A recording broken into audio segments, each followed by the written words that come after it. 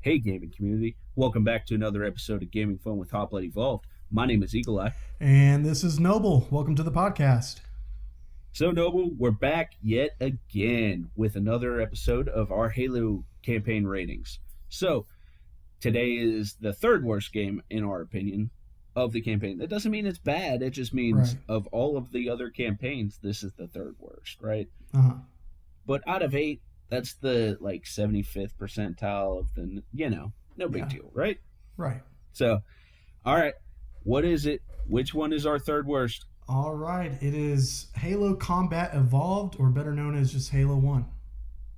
Yeah, unfortunately, the one that started it all ended up being ranked one of the lowest for us. Mm-hmm. And we're going to get into why, and especially give you guys some of those details that we felt rated it that low. But we're always open for your feedback, so feel free to jump on Instagram, Twitter, tag us on anything, and let us know what you think. So, one last thing before we jump into it is, yet again, spoiler alerts, people. If you have not played this game, here are the spoiler alerts right here. Stop what you're doing, okay? You don't want to know any further. So, that being said, let's jump into this Halo 1 recap. Halo Combat Evolved begins on the UNSC Pillar of Autumn, emerging out of slipspace after the fall of Reach, only to find a huge ring world known as Halo floating in space. Master Chief Petty Officer John 113, who is a Spartan 2, is aboard the Pillar of Autumn, known when the ship continues and comes out from slipspace, and it comes under attack by the Covenant, who is a religious alliance of aliens and arch enemy of humanity. With the ship being about to be overrun, Captain Jacob Keyes, the commander of the Autumn, orders Master Chief to protect the ship's artificial intelligence, Cortana. She carries highly sensitive information about the United Nations Space Command, including the location of Earth. They don't want the Covenant to know where Earth is. So it would be disastrous if the Covenant captures her.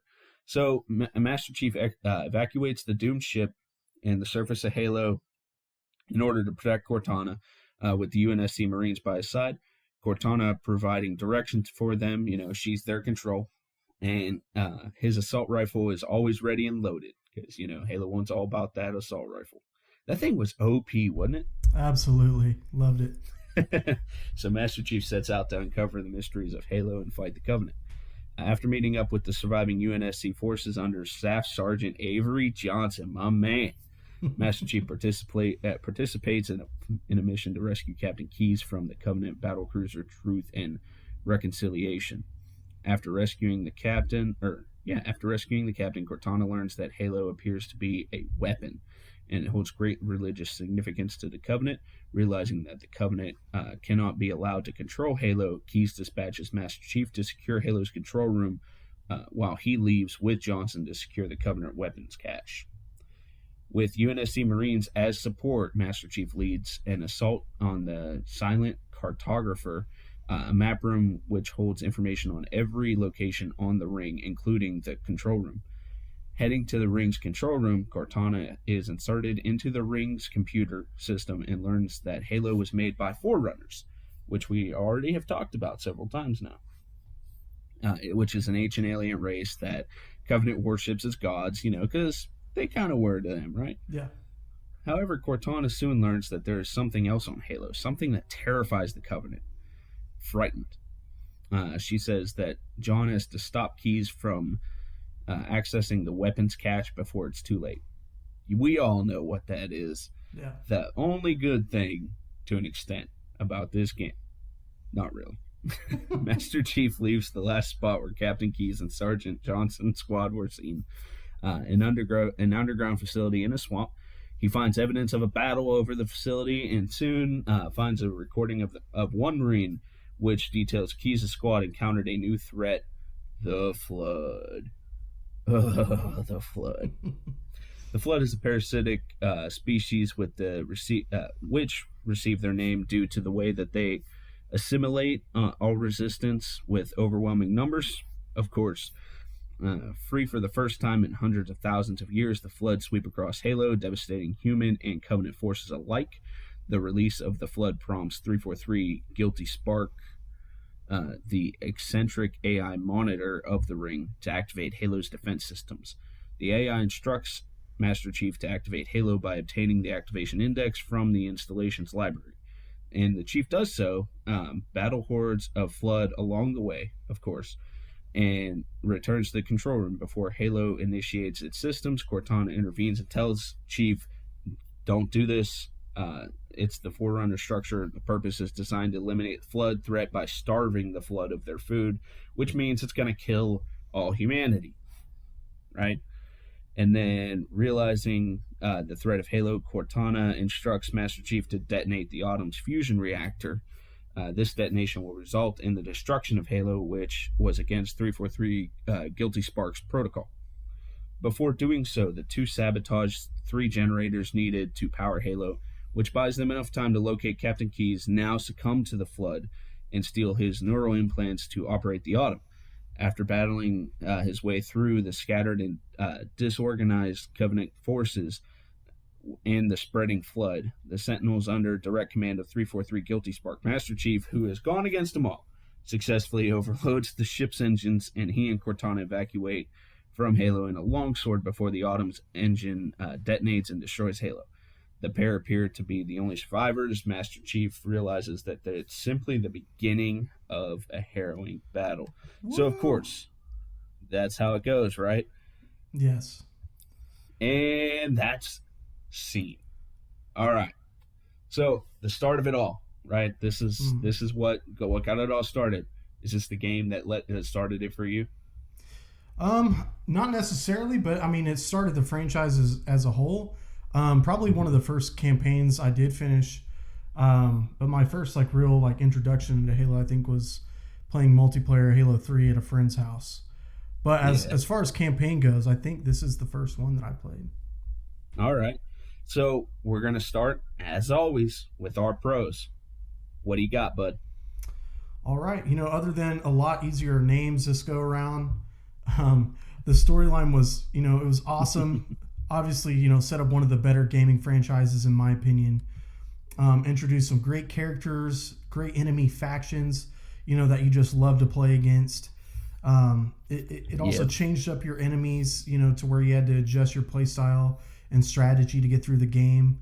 At first you're facing the Covenant, and then, like you mentioned in the story arc, there's the Flood that come out, which is a totally different enemy, and then you got to, face all these different kinds of things that come at you. It's got the iconic characters like Chief, Cortana, Sergeant Johnson. Those are, among my favorite in the series. Which Sergeant Johnson's hilarious. Love him. Oh, I love him, dude. Halo CE, was pretty action packed, and it could have basically everything you could want out of an action game. Awesome weapons, vehicles, and then most importantly, which we mentioned, in the last 2 podcast episodes, split screen co-op to play with friends. Yeah, that was a huge highlight, especially for that time, to play with your friends in a campaign. And then also something new that I don't know if any other franchises have done this before Halo, but just the bonus ending as a reward for playing the game on Legendary, which is the hardest game mode. And they kept that throughout, all the Halos, and I love that. That's one of my favorite things about this. I feel you. All right. Well, let me go with mine. I'm going to start this off with my favorite part of the entire campaign. Wrecking the mother effing Flood with the mother effing shotgun, bro. Yes, sir. That was the best part of this game by far. I loved it. It's one of the only reasons I still play this campaign. Running around with that shotgun, and if you could just have it unlimited ammo, I would play this game please. Forever. I love it, dude. Best part of the game. Right. I also agree with you on the key characters. It introduces those key characters in this campaign: Cortana, Chief, Johnson, and the Flood. It gives that great background on everyone, and I'm with you, man. Johnson's my man. I love Johnson, dude. And then it was extremely difficult, or it wasn't extremely difficult, the game itself. That being said, I never beat it on Legendary, but it seemed easy enough to get through. But also note that I've only ever played it on co-op, so maybe I got carried.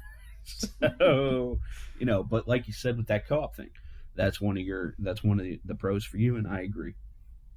And then I felt like the guns were balanced in this game. I don't remember any kind of gun really standing out that just didn't work, except trying to kill the Flood with a plasma pistol. F that. Oh yeah, that's terrible. But I know the That was awful. Magnum. I don't know if it was just multiplayer or what, but I know the Magnum, like the Halo CE Magnum, was pretty OP at one point.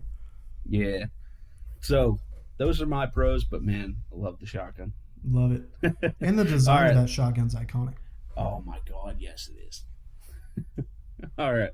Cons of this campaign. To me, it was the repetitiveness. Oh my Okay. God, seriously, have you? How many times do you run down the same looking hallways doing the same exact thing, even though it is with a shotgun killing the Flood?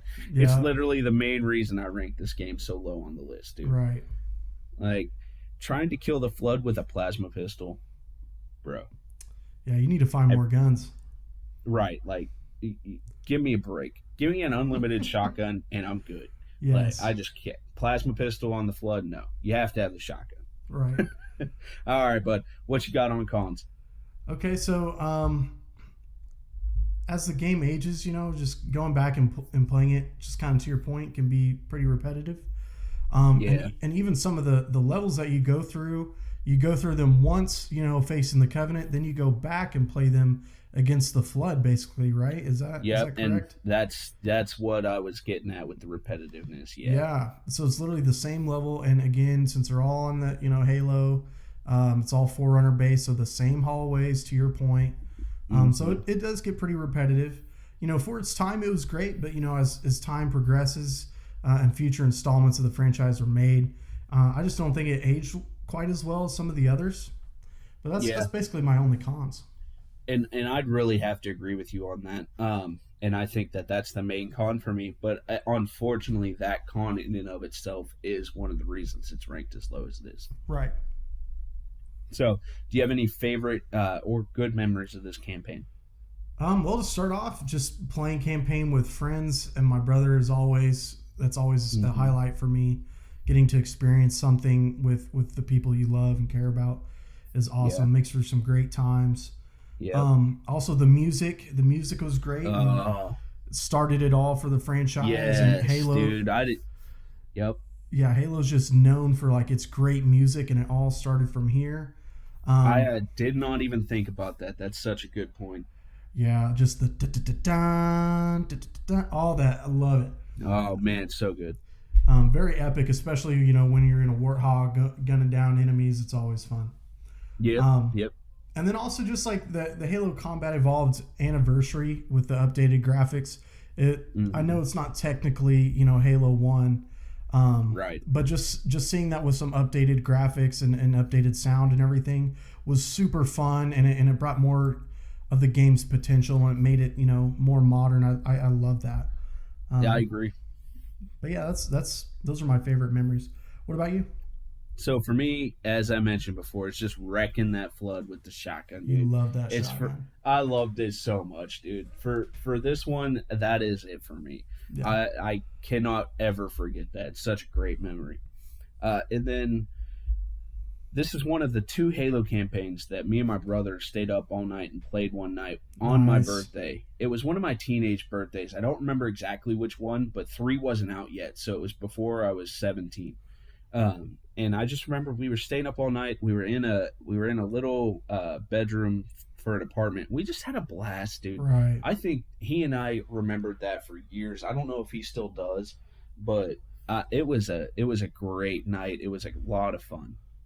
Yeah, I love pulling So those all-nighters. yeah, exactly. What about you, man? On bad memories for this campaign? So, I don't really have any bad memories necessarily of the game. Just to your point earlier, just going back and just playing it can be a little bit repetitive. But if it's your first time playing, I think you'll really enjoy it. It's just Yeah. not like very modernized now. Exactly, and that's actually the only thing I was going to say for bad memories is the length of it when you're running through the same hallways. Yeah, So, but to be fair to them at the time, that was fantastic. sure. This was great.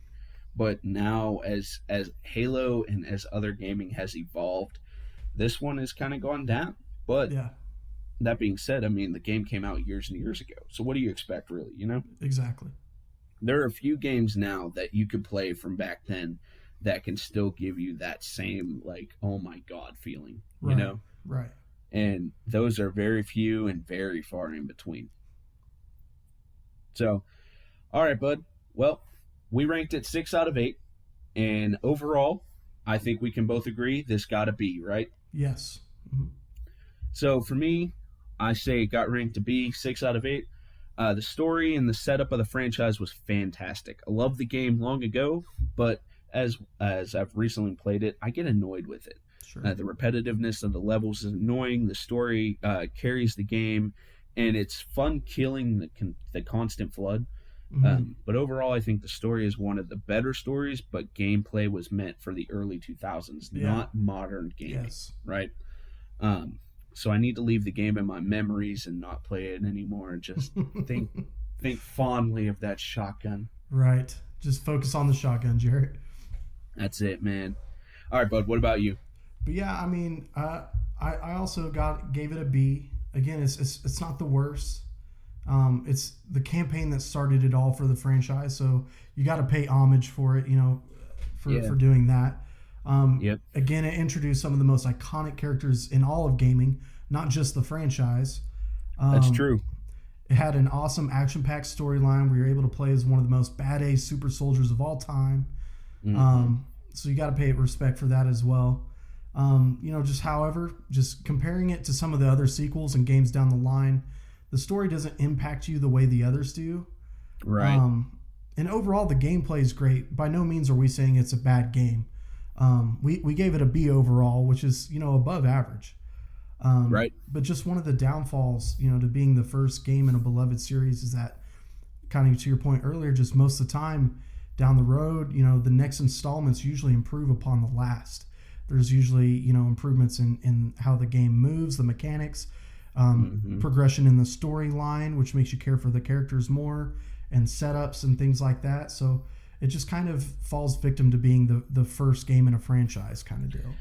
Which is really funny because it falls victim to it, but yet it is better than the last 2 games of the franchise. Yes. Which And I that's- find absolutely hilarious. Yeah, it's ironic and kind of sad. It is. And that just shows you how far it's plummeted, Right. But that being said, it's still a great game, like B said. We did rank it a B, and I swear to you, if we would have done this 10, 15 years ago, it would not have been ranked a B. Right. I guarantee Much you we higher. would have ranked it higher. Absolutely. But it's just, it hasn't aged well. So I think we got to leave it there, right, B? Sure. Well, gamers, we're going to leave that one there with you. Until next time, check us out on socials. Let us know what you think. We definitely want to hear from you, especially about this one, because we want to know how you think the game's aged. We ranked it as where we did, but I'd love to know what you guys think. So hit us up on Twitter, Facebook, Instagram. Check us out on our website. And until next time, keep gaming and keep having fun.